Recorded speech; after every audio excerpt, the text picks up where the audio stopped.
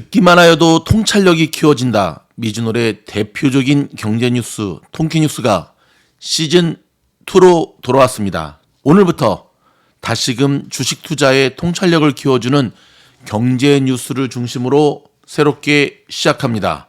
바로 출발합니다. 스타벅스, 디즈니, 테슬라 등 출근 의무화 실시한다는 소식입니다. 경기 둔화에 따른 실적 악화라는 현실이 요인인데요.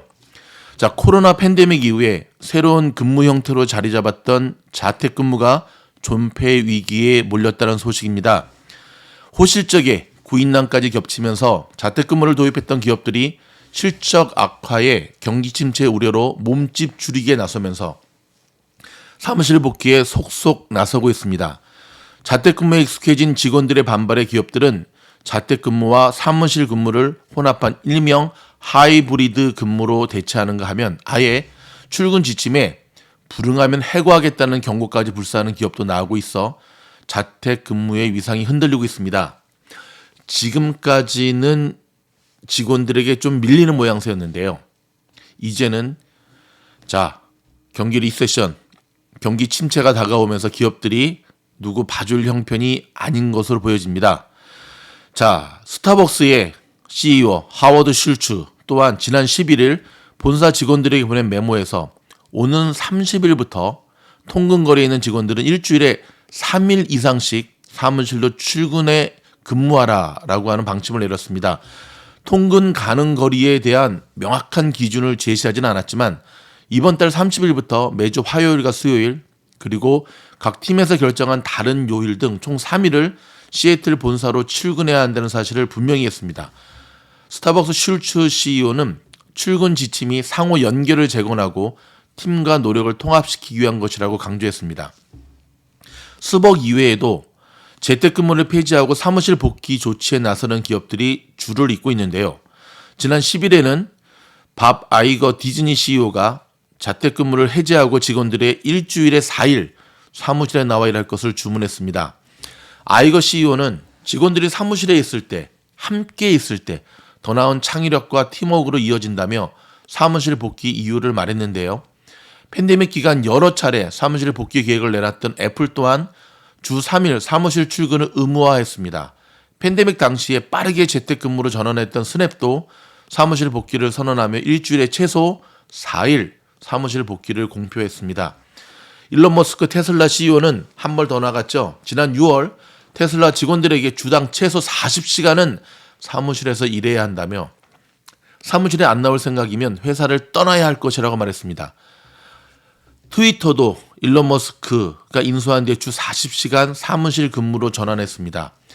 금융업체들도 사무실 복귀 대열에 합류하고 있습니다. 자산 운용사인 뱅가드 그룹은 최근 주 3일 사무실 근무를 의무화 실시하기 시작했고요. 골드만삭스도 직원들을 사무실로 복귀시켰습니다. 미국 내 기업들이 사무실 복귀에 나서는 데는 경기 둔화에 따른 실적 악화라는 현실이 자리 잡고 있지요. 스냅은 지난 10월 역사상 가장 낮은 분기별 매출을 기록했는데 이번 실적 발표에서도 한 번 더 기록 경신할 것으로 보여지죠.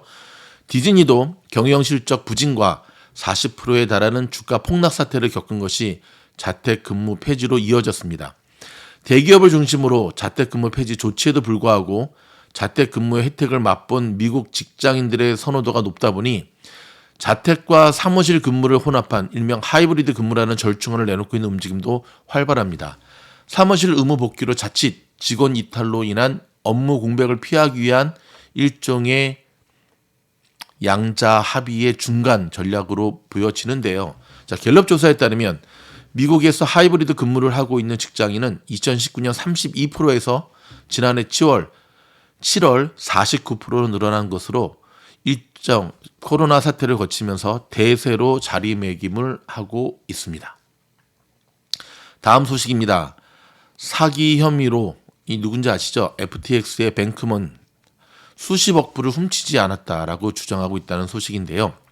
사기 등의 혐의로 기소된 가상화폐 거래소 FTX 창업자 샘 뱅크먼 프리드가 재차 자신의 혐의를 부인하고 있습니다. 블룸버그에 따르면 뱅크먼 프리드는 이날 자신의 블로그에 올린 글에서 나는 자금을 훔치지 않았다.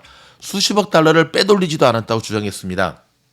뱅크먼 프리드는 지난 3일 뉴욕 남부연방지방법원에서 열린 기소 인정 여부 절차에 유죄 인정을 거부하는 등 FTX의 몰락 이후 그동안 혐의를 부인해 왔는데요. 이를 거듭 반복한 겁니다. 그러면서도 유감스럽게도 나는 대중의 오해와 거짓 뉴스에 발빠르게 대응하지 못했다며 FTX의 몰락의 이유를 범죄 행위인 사기가 아닌 경영 소홀로 돌렸습니다. FTX 몰락의 진원지가 된 알라메다 리서치와 관련해서도 자신이 수년간 경영을 하지 않았다며 기존 입장을 되풀이했는데요. 그는 알라메다는 2021년 순자산 가치가 1천억 달러에 달했다면서 그러나 지난해 극심한 시장 붕괴의 위험에 충분히 위험을 대비하지 않았다고 했습니다. 뱅크먼 프리드는 경쟁사였던 세계 최대 가상화폐 거래소인 바이낸스에 대해서도 FTX의 몰락의 책임을 돌렸습니다. 즉 바이낸스 최고 경영자 자오 창펑이 FTX를 무너뜨리기 위해 일부러 한 달 동안 노력했고 FTX에 대한 부정적인 캠페인을 전개한 이후에 올린 자오 창펑의 트윗이 치명적인 악재가 됐다고 썼습니다. 자오 창펑은 지난해 11월 위기에 처한 FTX를 인수하겠다고 했다가 이를 취소하면서 FTX가 자체 발행하는 코인 FTT 토큰을 팔겠다고 트윗을 올렸습니다. 이는 FTX에 대한 시장의 불안 심리를 자극하며 일명 뱅크런을 촉발했죠. 뱅크런이란 대규모 인출 사태를 말합니다. 자, 뱅크먼 프리드는 알라메다도 FTX 인터내셔널도 자금이 묶여있어 유동자금이 없었다면서 뱅크런이 유동성을 파산으로 바꿨다라고 주장을 했습니다. 뱅크먼 프리드는 지난달 21일 미국으로 송환된 이후 다음 날 2억 5천만 달러의 보석금을 책정하는 조건으로 풀려나 캘리포니아 펠로알토의 부모집에 가택 연금된 상태입니다. 다음 뉴스입니다. 자, 월스트리트 저널에 따르면 서브웨이는 현재 회사 매각을 타진하는 초기 단계에 있다고 합니다. 이번 매각에서 서브웨이의 기업 가치는 100억 달러 이상으로 평가될 것이라는 전망이 나오고 있는데요. 코네티커주 밀퍼드에 본사를 두고 있는 서브웨이는 지난 50년간 두 창업 가문이 소유하고 있는 비상장 회사입니다. 주식시장에 상장은 안 돼 있죠. 일부러 안 한 거죠. 2021년 말 기존 미국에서 가장 많은 약 2만 1,000개의 매장을 갖고 있으며 미국 문화의 상징인 맥도날드의 매장 몇 개인지 아십니까? 13,438개입니다. 이 수치를 뛰어넘는 숫자입니다. 진짜 이 미국 현지에는요. 웬만한 몰에는 다 들어가 있습니다. 서브웨이 매장은 전 세계적으로 약 3만 7천 개 이릅니다. 이 서브웨이는 코로나 이후에 경기 침체 속에서도 안정적인 성장세를 유지하고 있는데요. 일단 가성비가 좀 좋죠. 서브웨이는 지난해 10월 3분기 동일 매장 매출이 메뉴 변경과 매장 개보수, 온라인 주문 확대 등의 영향으로 작년 동기보다 8.4% 증가했다고 발표했습니다. 2021년에도 전년 대비 13%가 늘어난 94억 달러의 매출을 기록한 바 있습니다. 블룸버그는 이 같은 모멘텀이 서브웨이가 시장에서 다시 주목받게 된 계기가 됐다고 분석을 했는데요. 앞서 서브웨이는 최근 몇 달간 치열한 경쟁으로 인한 매출액 및 점포수 감소, 참치 없는 참치 샌드위치 소송에 휘말린 등 위기를 겪었죠. 월스트리트 저널은 서브웨이 매각이 부진에 빠져 있는 기업 인수합병, 일명 M&A 시장에 생기를 넣을 수 있을지에 관심이 쏠리고 있다고 전했고요. 딜로직에 따르면 지난해 기업 인수합병 규모는 1조 5천억 달러로 전년보다 41% 늘어난 것이 아니라 급감했습니다. 자, 테슬라 소식입니다. 이미 들어서 알고 계시겠지만 테슬라가 최근 판매 부진으로 인해 재고가 남아돌자 미국과 유럽에서 주요 모델의 공격적인 할인 판매에 나섰다고 로이터 통신이 보도했는데요. 테슬라는 전날 저녁 홈페이지에 세단 모델 3와 모델 S, 그 다음에 모델 Y, 모델 X, SX의 미국 내 판매가를 이전보다 약 6에서 20% 할인해 공지했습니다. 자, 연초 발효된 미국의 인플레이션 감축법, 일명 IRA에 전기차에 부합되는 최대 7,500달러의 세금 공제 혜택이 적용되기 이전 가격인데요. 테슬라는 독일에서도 모델 S, 모델 3와 모델 Y 가격을 세부 옵션 규정에 따라 1에서 17% 인하했으며 오스트리아, 스위스, 프랑스에서도 판매가를 낮췄습니다. 이에 따라 미국인이 롱레인지 모델 Y 차량을 구매할 경우 세액 공제 혜택까지 합치면 이전보다 약 31%싼 값에 신차를 구매할 수 있는 것이라고 로이터는 설명을 했는데요. 특히 이번 인하 조치로 모델 Y 5인승을 포함한 테슬라의 여러 차종이 세액 공제 대상에 새로 포함되게 되었습니다. 테슬라는 지난주 중국과 한국, 일본, 호주를 비롯한 아시아 시장에서도 주요 차종에 대해 10% 안팎의 가격 인하를 단행한 바 있습니다. 로이터는 이는 작년 내내 전기차 수요가 높은 가운데 판매자가 상승하는 추세였던 테슬라가 전략을 선회했음을 보여주는 것이라고 분석을 했습니다. 최근 미국 내에서는 테슬라 신차 재고가 늘어나고 있으며 중고차 판매 가격대도 하락세를 보이며 판매가 조정 압력이 커졌다는 설명입니다. 테슬라가 최근 현대차 그룹 등 경쟁업체의 부상으로 점유율 하락을 겪는 가운데 머스크는 트위터 인수에 따른 혼란 등 오너 리스크까지 겹치자 시장에서는 테슬라의 전기차 시장 패권이 흔들린 것 아니냐는 시각이 고개를 들고 있습니다. 고개는 진작 들었고요. 점점점 커지고 있죠. 자, 경제잡지 포브스에 따르면 최근 시장조사업체 모닝컨설트의 설문조사 결과 테슬라의 호의적인 시각을 가진 미국 성인 남성은 13.4%로 1년 이맘때에 비해 완전히 밤토막 났습니다. 1년 이맘때에는 28.4%를 기록했습니다. 연초 강달러가 꺾이면서 원달러 환율이 급락세를 보이고 있습니다. 연준이 금리 인상 속도를 낮출 것이라는 일종의 피봇 기대감에 그동안 달러화에 짓눌렀던 원화, 글로벌 통화들과 함께 같이 상승 중으로 나타났는데요. 다만 향후 경기 침체가 현실화되면 안전자산인 달러 수요가 늘면서 환율이 다시 오를 것이라는 전망도 나오는 상황입니다. 자, 여기서 미즈노래 한마디. 오를 겁니다. 경기 침체가 오면. 아셨죠? 그리고 한 가지 더. 이번에 실적 발표에서 강달러 때문에 굉장히 힘들었던 기업들 기억나시죠? 전 세계의 시장을 갖고 있는 구글, 그렇죠? 애플, 마소. 자, 달러가 많이 내려갔기 때문에 똑같은 매출을 해도 달러 환율에 대한 덕을 볼 겁니다. 투자에 참고하시기 바랍니다. 자, 향후 경기 침체가 현실화되면 원화 가치가 다시 하락 반전할 수 있다는 시나리오가 계속 나오고 있는데요. 자, 이 때문에 환율에 민감한 우리 미주에 거주하시는 한인 비즈니스 하시는 분들도 이거에 대해서 집중하셔야 될 것 같습니다. 물론 반대의 경우 상황은 또 바뀌죠.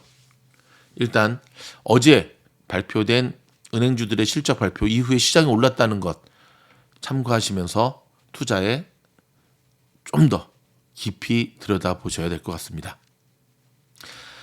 자, 신성장 동력 확보를 위해 소매금융으로 진출한 글로벌 투자은행 골드만삭스가 오히려 천문학적인 손실을 기록한 것으로 나타났습니다.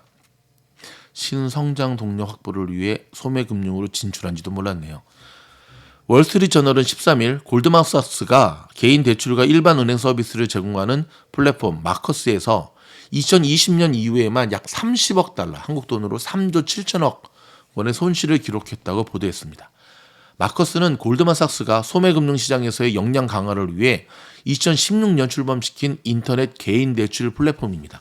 그러나 기대와는 달리 지난해에는 9개월간 12억 달러의 적자를 받고 2021년과 2020년에는 각각 10억 달러와 7억 8천만 달러의 손실을 기록했습니다. 부실 대출 증가와 함께 소매금융의 운영비가 늘어나는 것이 적자의 원인으로 지목이 되는데요. 지난해 9개월간 골드만삭스는 부실 채권에 대한 충당금으로 9억 4,200만 달러를 적립했다고 밝혔습니다. 2021년에 비해 35%가 늘어난 수치인데요. 이와 함께 같은 기간 운영비도 27%나 증가한 것으로 나타났습니다. 앞서 골드만삭스는 대출 플랫폼 마커스 이외에도 제너럴 모터스의 신용카드 부분을 인수하고 애플과 함께 신용카드를 발급하는 등 저도 애플 크레딧 카드 있는데 그게 바로 골드만삭스에서 발급했더라고요.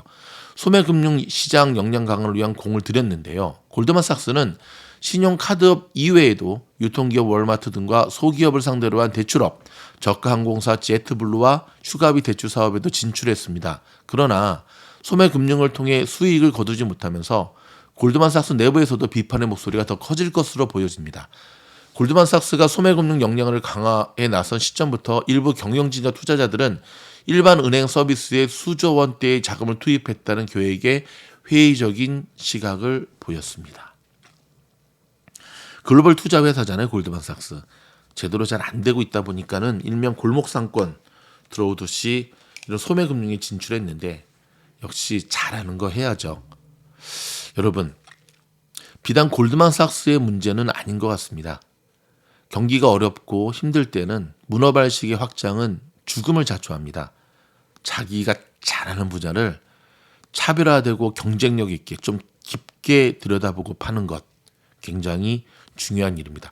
어저께 새롭게 올라온 인플레이션과 경기 침체에도 반드시 사야 될 10가지 종목 원하시면 멤버십 영상에서 확인할 수 있습니다. 여러분, 저희 통키뉴스가 마음에 드셨다고 한다면 여러분의 좋아요, 구독, 격려의 댓글은 계속해서 좋은 뉴스로 찾아가도록 하는 원동력이 될 겁니다. 고맙습니다.